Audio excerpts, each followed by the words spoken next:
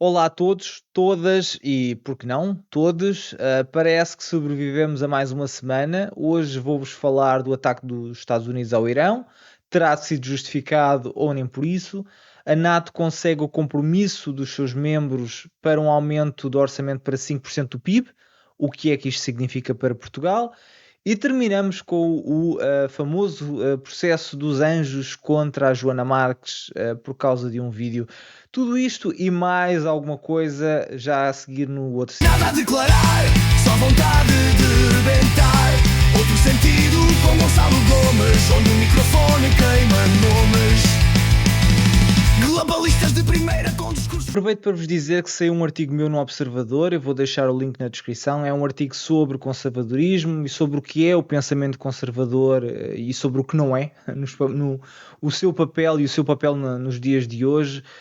Fica desde já a sugestão. Peço-vos que subscrevam o canal, ajuda bastante e, se possível, peçam a outras pessoas para subscreverem e coloquem o like no vídeo. E vamos então ao primeiro tema. E antes de falar sobre o ataque propriamente dito dos Estados Unidos ao Irão, eu quero deixar-vos aqui uma introdução com duas coisas que francamente me causam alguma irritação. Duas coisas que neste debate, ou antes até de entrarmos no debate, me deixam um bocado irritado. E a primeira das quais é a leviandade com que hoje falamos de guerra. A maioria de nós não passou, e ainda bem, por cenários de guerra. Nós não sabemos o que é despedir-nos dos nossos filhos, dos nossos pais, dos nossos irmãos e sobrinhos, sem saber se os vamos voltar a ver, se os vamos receber em caixões de madeira ou destruídos física e psicologicamente. As pessoas mais velhas provavelmente terão alguma memória do ultramar, mas a maior parte de nós não tem, para além dessas histórias. Nós não sabemos o que é adormecer com medo que um avião nos possa bombardear, nós não sabemos o que é combater uma guerra. Alguns, como eu, tiveram um bocadinho de treino para isso, mas fazer o serviço militar é diferente de estar nas trincheiras de uma guerra. E se por um lado isso é bom, que nós não temos essa experiência e não lidamos com essas adversidades, por outro, isso torna-nos permeáveis a uma certa romantização dos conflitos bélicos. E eu vejo na televisão e nos podcasts comentadores excitadíssimos com os conflitos correntes, pessoas que não se aguentariam ou não se aguentam a correr 50 metros, pessoas que não conseguem fazer 5 flexões, indivíduos que não durariam 5 horas num cenário de guerra, a celebrar o facto do mundo estar mais instável e mais suscetível a conflitos, excitadíssimos a falar de bombardeamentos e de mortes, falar como se fosse falam como se fosse uma coisa positiva, como se fosse uma coisa boa. E eu não consigo explicar o fenómeno. Talvez se deva ao facto de nós homens começarmos a perder testosterona e tentamos compensar isso de alguma forma. Se calhar um dia vou passar por isso. Se algum dia me virem aqui a dizer sim, temos que bombardear tudo e muito contente com a morte, já sabem o que é que provavelmente estará a passar-se. Mas agora a sério, não sendo a guerra uma coisa inevitável, deve sempre ser encarada como um último recurso, porque existem efeitos tangíveis e intangíveis na guerra. Os tangíveis são aqueles mais fáceis de quantificar, as pessoas que morrem, os feridos. Os outros são um bocadinho mais difíceis de quantificar, até porque têm tempos de incubação diferentes. As intervenções que se fizeram em países como a Líbia não tiveram todas um efeito imediato, mas passado algum tempo percebemos que, por exemplo, ao destruir o governo da Líbia, destruímos o Estado tampão que bloqueava a passagem de pessoas do Sudão, da Etiópia, da Eritreia e da Somália, e que hoje parte do problema que temos com a imigração na Europa deriva dali. Aliás, o próprio Gaddafi alertou para isso. E até em alguns casos, quando o conflito bélico é uma necessidade, há sempre nuances. As coisas são sempre mais complexas do que normalmente nos tentam vender. Ninguém, ou quase ninguém, contesta que a derrota dos nazis foi uma coisa boa. Mas é difícil de argumentar que, por exemplo, o bombardeamento de Dresden foi necessário ou foi positivo. Ou por outro lado, a conquista de Berlim pelo exército soviético de Stalin foi um marco essencial, ninguém contesta isso, mas as violações em massa que o Exército Vermelho foi responsável foram uma atrocidade. Há partes de Berlim em que quase todas as mulheres foram violadas naquela altura. E isto para dizer o quê? Que mesmo quando a guerra é ou parece ser inevitável, nunca deve ser uma razão de celebração e menos ainda de euforia. E eu acho até doente ver pessoas entusiasmadas com os ataques que nós vemos, sejam eles em Teherão, sejam eles em Gaza, sejam eles na Ucrânia. Nós não devíamos celebrar a guerra. Por mais justificada que achamos que esta seja, nunca deve ser uma razão para ficarmos entusiasmados. E isto aplica-se em duplicado se formos cristãos. A segunda coisa que me causa alguma irritação é a idolatria. Em Coríntios 10:14 está escrito: portanto, meus amados, fugi da idolatria. E aqui fugir é no sentido de recusar, de não aceitar. E a idolatria não é só ajoelhar-se diante de uma estátua. A idolatria é qualquer coisa ou pessoa que toma o lugar de Deus, que atribuímos características de sagrado. E hoje, nesta Babilónia que se tornou o mundo, vivemos numa época de falsos ídolos e de idolatria de políticos, a nações, a partidos, a causas. E eu tenho muita dificuldade em lidar com isto, talvez porque sou um pouco por natureza anti-heróis, mas é genuinamente difícil para mim entender. E vou-vos dar aqui um exemplo. Preciso ver uns canecos aqui na minha caneca que tem a minha cara. Isto é o topo do narcisismo, é quando tens uma caneca com a tua cara. Eu para servir como exemplo, eu apoiei Donald Trump. Não é que o meu apoio valha de alguma coisa, não, provavelmente não conseguiu, não serviu sequer para Trump ganhar um único voto, mas fui publicamente a favor dele, escrevi artigos, debati publicamente apoiando, tive disputas com conhecidos, mas Trump é um homem e como todos os homens tem virtudes e tem defeitos, tem coisas boas e tem coisas más, e eu apoiarei quando achar que ele age de acordo com os meus valores e princípios, e espero que seja mais vezes do que o contrário, e criticarei quando achar que vai contra eles. É simples. Mas dar apoio a tudo o que Trump faz, mesmo quando está claramente a ir contra as suas promessas, mesmo quando está claramente a agir contra os interesses de quem o elegeu, isso não é lealdade, isso é idolatria. Até o próprio Steve Bannon que foi parar à prisão para defender Trump. Até o homem que cumpriu pena de prisão para defender Trump está claramente contra as ações militares que ele ordenou, assim como está Tucker Carlson, Marjorie Taylor Greene e muitos outros. Mas ainda assim, há quem ache, e perdoem-me se estiver enganado, mas por completa cegueira ideológica, que isto está correto. Assim como achariam correto se ele tivesse feito o contrário. Há pessoas que, infelizmente, se Trump ficasse num prato e comesse, que ia aparecer malta a dizer não só é bom, como só precisa de sal e pimenta. Não, há pessoas que vão defender tudo o que Trump fizer, independentemente se isso vai ou não contra os seus valores. E aqui podíamos estou a usar o exemplo de Trump, mas podia falar em Biden, podia falar em Che Guevara, podia falar em Stalin. Quando nós olhamos para estas pessoas e os tornamos ídolos, isso é idolatria. Outro exemplo disto é a posição em relação a Israel. E eu fui durante muito tempo um apoiante vocal de Israel, apoiei o seu direito legítimo à defesa, simpatizo com a gente de Israel e com a sua causa, e isso valeu muitos ataques, muitas críticas, muitos desaguisados, até com pessoas que eu conheço pessoalmente. E tudo bem, isso faz parte da vida.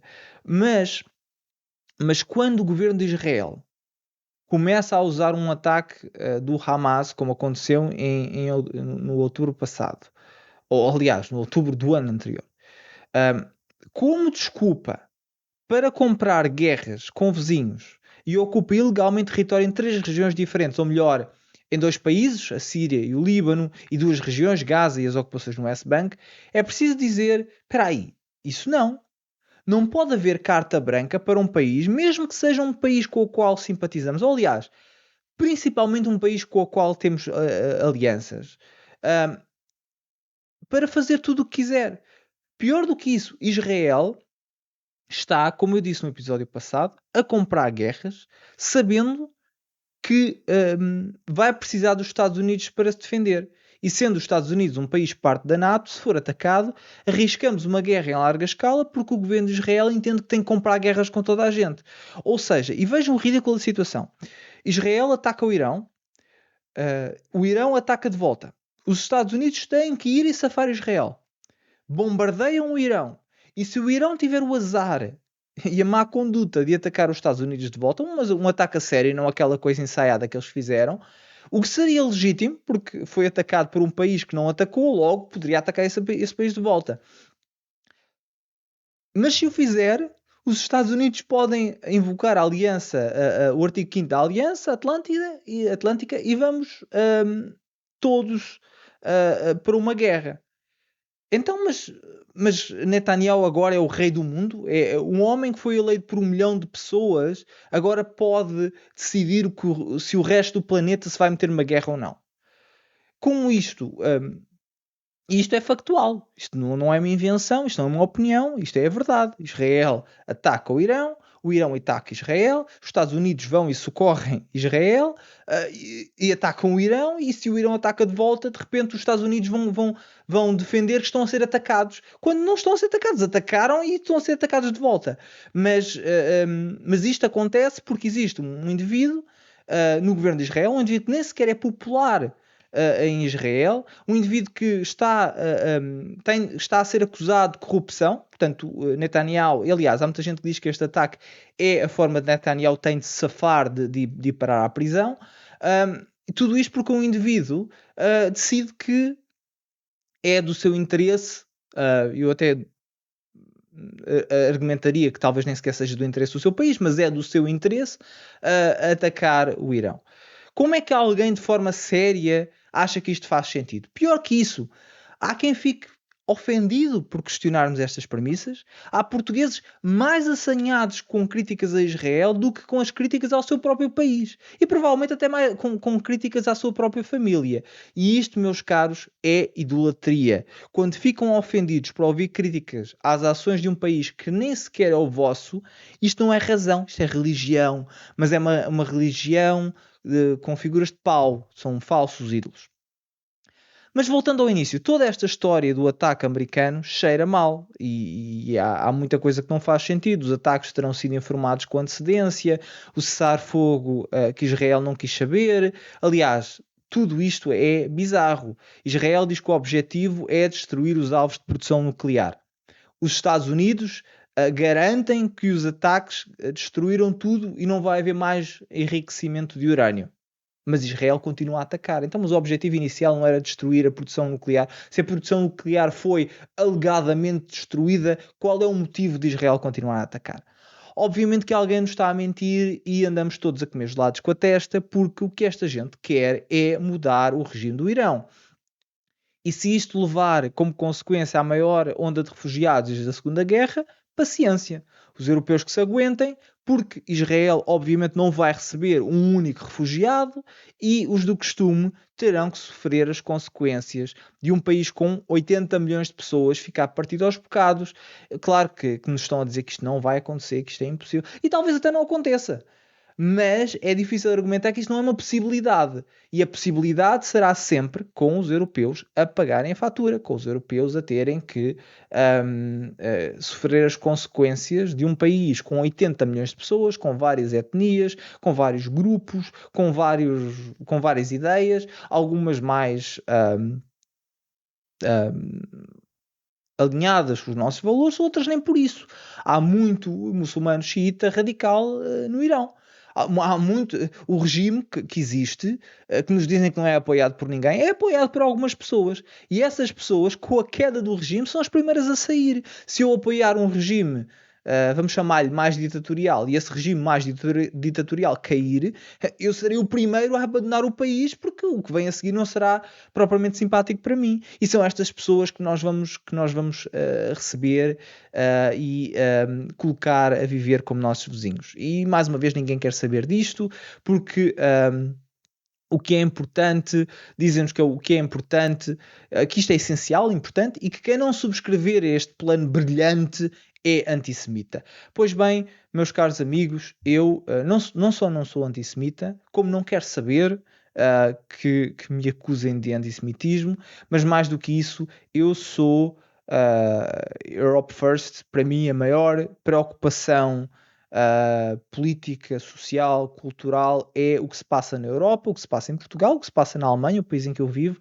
mas o que se passa na Europa, e para mim a prioridade é sempre a Europa, não o que se passa em Israel, não o que se passa nos Estados Unidos, não porque eu não gosto desses países, eu gosto até muito, tenho um amor desmedido por Estados Unidos, mas o que acontece lá para mim é importante na medida que isso traz consequências para a Europa, não necessariamente que eu perca o sono a pensar no que está a acontecer nos Estados Unidos em termos políticos. Obviamente tenho simpatia por alguns dos valores e, mais uma vez, apoiei Trump e se votasse provavelmente votaria no Partido Republicano, mas isso não significa que eu tenha que apoiar tudo o que acontece por lá, tudo o que acontece pela a malta que anda à volta, ou que é decidido pela malta que anda à volta de Trump, ou até por Trump ele próprio, principalmente quando ele faz uma campanha inteira a garantir que vai ser o presidente pela paz. Se eu fosse presidente, o problema na Ucrânia nunca teria acontecido. Se calhar tinha acontecido. Porque se ele não foi capaz de resolver o problema, não só o problema da Ucrânia que ele prometeu que ia resolver, mas se a solução para ele é mandar bombas no Irão, talvez ele não seja assim tão diferente do que Biden fez. E pronto, para fechar o tema, eu deixo-vos um vídeo do Matt Gaetz. O Matt Gaetz é um ex-congressista da Flórida que foi muito próximo de Trump. Ele esteve quase a ser nomeado para Attorney General no lugar de Pam Bondi. E ficam então aqui algumas palavras dele para não dizerem que sou só eu a dizer estas coisas. We've shared with you our view that Israel doesn't want peace. They don't merely want Iran to denuclearize. If Trump is right and key nuclear sites have been destroyed, what is Israel still fighting for? Regime change, obviously. We told you that from the beginning. That's what this is all about to Israel. And it isn't regime change for the sake of turning Iran into a long nation-building exercise like Iraq.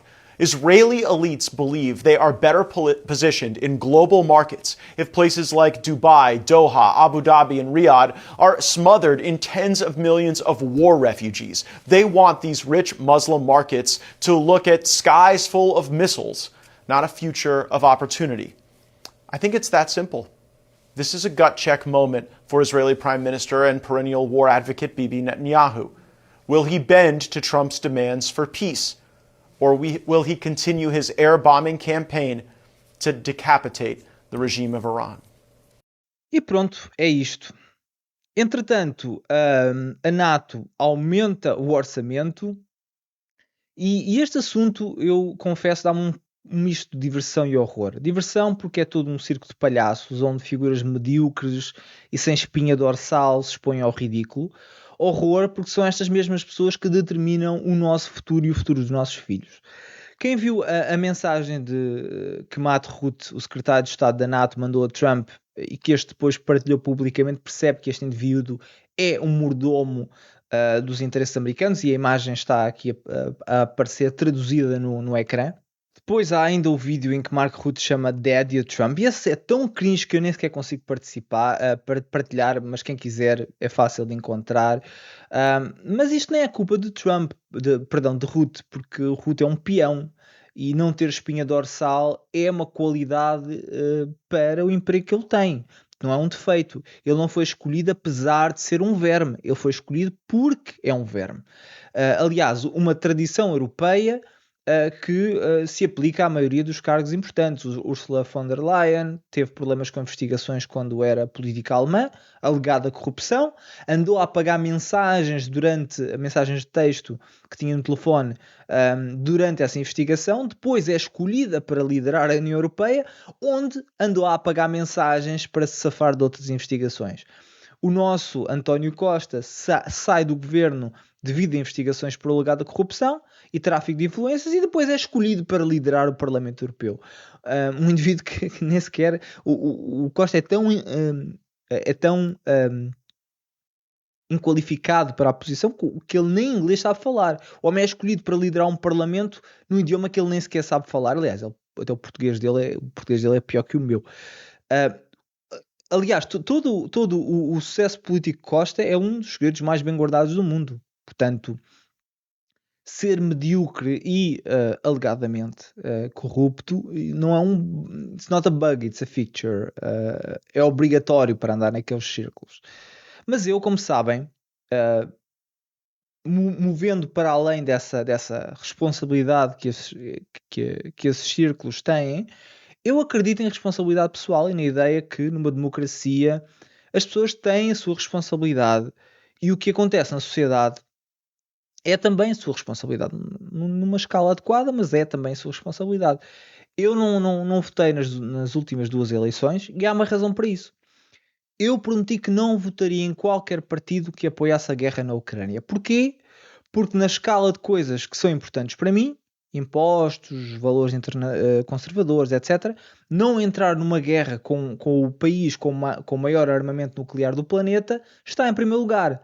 Qual é o interesse de discutir impostos ou transgêneros, ou seja lá o que for, quando o que está em jogo é o risco, porque o risco existe, de sermos mandados para a frente de combate por causa de um conflito entre 2 países corruptos, um deles que é país há menos tempo do que o entroncamento é cidade, e com todo o respeito pela malta do entroncamento, aquilo é uma boa cidade para apanhar comboios, pronto. Mas é um conflito que eu, como tenho dito ao longo desses últimos 3 anos, e um dia vou fazer um episódio mais dedicado a isso, já tinha prometido. Entendo que aquela guerra não é a nossa guerra, que nós não nos devíamos envolver, e mais do que isso, não devíamos arriscar entrarmos em guerra por causa daquele conflito. Os portugueses não querem mandar os seus filhos para ir lutar para Kiev. Mas eu não quero ficar neste tópico, mas antes na ideia de que quando se vota em políticos que dizem coisas como temos que apoiar a guerra no país X, custa o que custar, é preciso ouvir o que eles estão a dizer. Nós acusamos os políticos de mentir, mas depois não queremos ouvir quando eles nos dizem coisas. Em caso de conflito, são estas pessoas e o Presidente da República que vão assinar o envio dos nossos filhos para a frente de combate. Então, como os partidos parlamentares que temos à direita andam todos de joelhos para com estas ideias do PSD ao Chega, toda a gente adora esta ideia de que temos que apoiar a Ucrânia, que eu simpaticamente chamo corruptistão, aconteça o que acontecer, eu decidi não votar em ninguém e não vou votar até que o discurso mude ou até que a guerra acabe. Portanto, se não votar nos próximos 20 anos, será pelas piores razões. Mas os portugueses e os europeus em geral não só votaram, como promovem essas ideias. As minhas redes sociais estão cheias de apoiantes, entusiastas de apoio à guerra, exigem mais apoio, mais dinheiro, mais meios, mais armas, mas a parte hilariante é que alguns agora andam chocados com o aumento de orçamento para 5%. Então andam há quase 3 anos a pedir mais intervenção militar, e agora que é preciso pagar, ficam chocados. Eu não sei se estavam à espera que o armamento militar caísse do céu ou que nascesse nas árvores, mas andam há anos a pedir para tomarmos parte de uma guerra e agora que é preciso pagar, ficam em choque que isso afinal vai custar dinheiro. Mas o que é que isso significa em termos práticos? O que é que significa em termos práticos o aumento de defesa da NATO para Portugal? Vamos lá ver o seguinte. Portugal gasta atualmente 1,55% do orçamento de defesa, são cerca de 2,9 mil milhões. Para passar para 5%, teria que aumentar este valor de 2,9 mil milhões para 12,2 qualquer coisa mil milhões. Ou seja, mais 50% do que gastou em 2024 em educação. E um valor muito próximo do que gasta em saúde. No ano passado gastámos cerca de 15 mil milhões em saúde e com este aumento passaríamos a gastar 12,2 mil milhões em defesa. Como o dinheiro é finito, alguns de vocês provavelmente sabem isto, outros não, mas eu acho que se vê este programa é porque sabem que o dinheiro é finito e tem limite. Para aumentarmos a defesa para 5%, ou seja, teríamos que subir 3,45 pontos percentuais, é preciso tirar este valor de algum lado. E de onde é que ele vem? Primeiro vem do vosso bolso, não é? E dos impostos que pagam. Mas no bolo do orçamento vai ter que sair da saúde, da educação, da cultura, dos apoios sociais, vai ter que sair de algum lado. Mas mais uma vez, isto não é uma surpresa. Quem anda com os olhos abertos percebeu há algum tempo que isto é uma jogada que já vem a acontecer. Em tempos de paz, as pessoas não aceitariam. Em tempos de paz, as pessoas não aceitariam gastar mais dinheiro em armas do que gastam em escolas. Ou equiparar o valor militar ao valor da saúde. Se isto acontecesse há 5 anos, se dissessem há 5 anos que vamos gastar em armamento o mesmo que gastamos em saúde, as pessoas iam tomar as ruas. Os partidos de esquerda estariam em protesto. Os sindicatos estariam a preparar greves gerais. Mas como andam há 3 anos a convencer-nos que andamos em guerra, todos os jornais, comentadores, influencers, dizem-nos que a Europa está em guerra e que a Rússia, depois de conquistar a Ucrânia, vai marchar no resto da Europa. Como existe todo esse fearmonger e esse clima de medo que já tinha sido usado durante muito tempo durante a fraudemia, as pessoas caíram no esquema da fraudemia da mesma forma que estão agora a cair do esquema da guerra e estão convencidas que vivemos numa espécie de guerra fria, alinharam com esta ideia e agora preferem morrer com falta de médicos do que arriscar-se a um ataque do exército russo. Há um spoiler alert que é preciso fazer: nós não estamos em guerra com ninguém. Não só não estamos em guerra, como só existe a possibilidade de haver guerra porque muita gente anda a comer gelados com a testa. Porque se nós rejeitássemos esta ideia, se nós não aceitássemos, como por exemplo faz o Viktor Orbán na Hungria, não só não haveria guerra, como não haveria problema. Mais uma vez, a guerra existe, a guerra é trágica. Eu falei há pouco sobre o problema da guerra. Se nós pudéssemos estalar os dedos e a guerra na Ucrânia acabar, todos o faríamos com certeza, mas existem guerras em muitos pontos do planeta e nós não estamos a intervir em todas, felizmente, ou pelo menos ainda. E aquela guerra não é uma guerra portuguesa, não é sequer uma guerra da União Europeia, não é uma guerra da NATO. Então, se hoje estamos a alinhar os nossos orçamentos para nos preparar para uma guerra, é porque nós aceitámos esta premissa que estamos próximos de uma guerra. Mais uma vez, não estamos, e se viermos a estar é só por causa deste clima de intervenção e de influência da indústria de defesa e do patrocínio da comunicação social e todos os lobbies que nos puxam para isso. E termino dizendo, eu não sou contra gastar dinheiro público em defesa.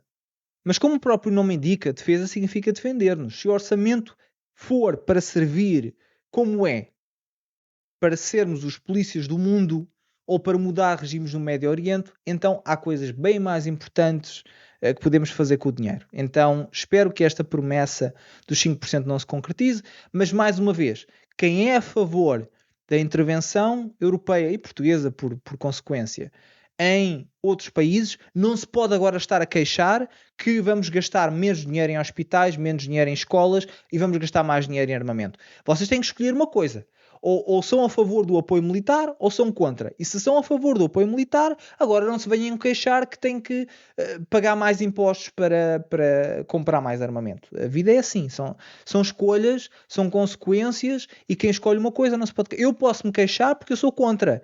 Eu sou contra o apoio militar de países que não fazem parte das nossas alianças e por esse motivo, quando o orçamento é usado para esse tipo de coisas, eu posso me queixar. Vocês não podem. Ou então mudem de ideia. Agora não podem esperar não podem esperar que a Europa se torne, ou que a NATO se torne o polícia do mundo, que apoie os Estados Unidos em tudo o que é intervenção militar e ao mesmo tempo que não tenham que pagar por isso. Isso Acabou. Trump não vai permitir que isso aconteça e eu acho bem que ele não permita, embora isto é uma jogada para nos vender mais armamento produzido nos Estados Unidos, mas mais uma vez eu nem sequer o condeno por isso. Eu acho é que os políticos europeus e os europeus em geral deviam entender que isto tudo são esquemas e que vos andam a gritar ao ouvido que andamos em guerra só para que agora vocês estejam tão dormentes que nem sequer vão aceitar, que nem sequer vão contestar que vos vão tirar dinheiro da boca para, ou comida da boca, dinheiro da mesa, para entregar a estes esquemas. E para terminar, um último tema, uma coisa mais leve, mas importante, é bastante importante, é a polémica entre Joana Marques e os Anjos, e deixo-vos então um vídeo introdutório.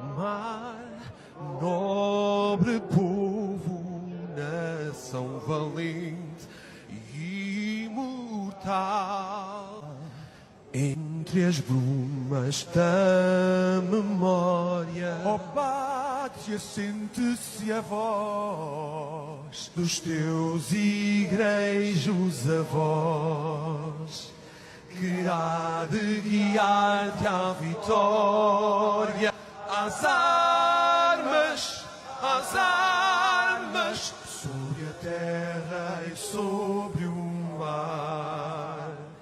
Às armas, pela paz, contra os canhões não achar. Depois entraste ali num campo muito delicado, que é assassinar uma música destas e eu tive que mandar parar. Vou fazer já isso a seguir. Dê-me 5 minutos, se faz favor. Eu ia agradecer à minha sorte por estar nesta categoria. É a categoria do Herman, que celebra 50 anos de carreira. É a categoria do César, que faz cinema, teatro, televisão, rádio. É a categoria do Guilherme, cuja juventude e vitalidade são repugnantes. E, sobretudo, é a categoria da Joana, que é a demonstração prática da particularidade desta categoria, que é a única em que um dos nomeados pode ser processado por fazer o seu trabalho. Uma pessoa não gosta de uma canção, não processa o cantor. Acha que um vestido é esquisito, não põe o estilista em tribunal. E às vezes dá à vontade. Mas no caso da Joana, ela está a ser processada porque fez uma piada que terá causado um estrago de 1 milhão de euros.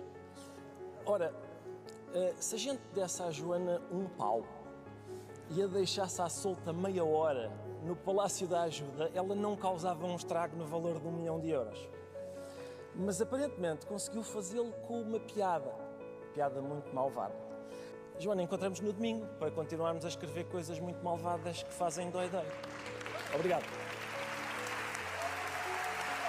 Roadies, músicos, técnicos, staff de produção, runners, stagehands, o pessoal importantíssimo da nossa equipa que monta palcos, que monta estruturas. Esta gente foi verdadeiramente prejudicada. E atenção, que não foi fácil conseguir gerir os ânimos de toda a nossa equipa, porque são pessoas, algumas delas, bastante humildes e rudes, estamos à espera que aconteça uma tragédia um dia destes. Que alguém se suicide. Eu até tinha alguma simpatia pelos Anjos, não ouço, obviamente, preferia cortar os ouvidos, mas tinha-os como uma figura simpática e tal, mas isto é inaceitável. Em primeiro lugar, porque se eles tivessem noção, o comentário que eles teriam feito era alguma coisa do género: é pá, sim, aquilo não correu bem, pá, estava nervoso, mamei um Xanax e fizemos aquela atrocidade. E a malta até achava graça e tal. Em vez disso, processaram a Joana, mostrando que são uns snowflakes, e processaram-na exigindo mais de 1 milhão de euros por causa de um vídeo. E eu li algumas pessoas a dizerem que a Joana fez por merecerem, que ela não é humorista, o que ela faz é só atacar a pessoa. Essa é uma questão secundária. Eu até acho que é verdade que o humor da Joana é questionável, para dizer o mínimo, e eu até gosto muito do humor negro, mas o humor da Joana é sempre aquela fórmula, roast, insulto, não tem sofisticação, não tem subtileza, e é por isso é que eu não vejo. Por mim a Joana ficava desempregada, porque eu não gosto do trabalho dela, não vejo, não acho piada. Mas daí até que a ter que pagar 1 milhão de euros porque os irmãos Rosado não conseguem ou não conseguiram mudar a fralda a tempo e ficaram muito chateados com aquilo, isso já é outra questão. E pior do que isso, há um precedente que se abre que é perigosíssimo. Daqui para a frente, programas como este, não é que eu tenha grande piada. Aliás, então estou quase equiparado à Joana, porque não temos grande piada, mas arriscamos a ser processados por causa de desconforto aos visados. E isso é uma tristeza. Eu já tinha falado sobre este tema no caso do Leo Lins. É importante que nós entendamos, e podia haver aqui um lugar desta convergência da direita no Parlamento, duvido que haja, mas podia haver, em garantir que a liberdade de expressão é o primeiro valor, o mais importante, e nós devemos ser intransigentes. E isso inclui a liberdade de as pessoas dizerem coisas que nós não gostamos. E obviamente que há calúnia, etc. Mas dizer que os Anjos cantaram mal naquela música nem sequer é uma crítica, é uma constatação. Mas é uma opinião. Da mesma forma que eu posso dizer que eu não gosto do vestido da estilista, o exemplo que o Ricardo Araújo Pereira deu, ou posso dizer eu não gosto do carro que foi produzido pela Volkswagen. Isso não... Qualquer dia eu vou ser processado por dizer que não gosto de um modelo que foi produzido por uma marca. Há um precedente perigoso aqui e é preciso que nos oponhamos a isto. E é uma tristeza. Mais do que tudo é uma tristeza. Bem, hoje ficamos por aqui. Obrigado por estarem desse lado. Um grande abraço e até para a semana.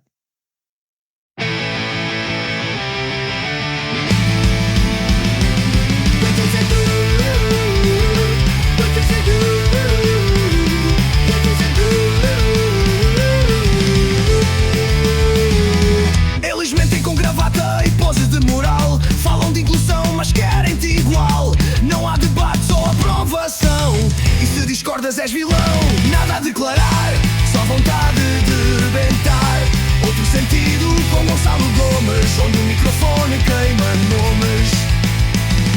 Globalistas de primeira com discursos vazios. Querem-te calado entre emojis e sorrisos. Controlam narrativas com toque suave, mas a verdade não se lava nem se grava. Nada a declarar, só vontade de rebentar.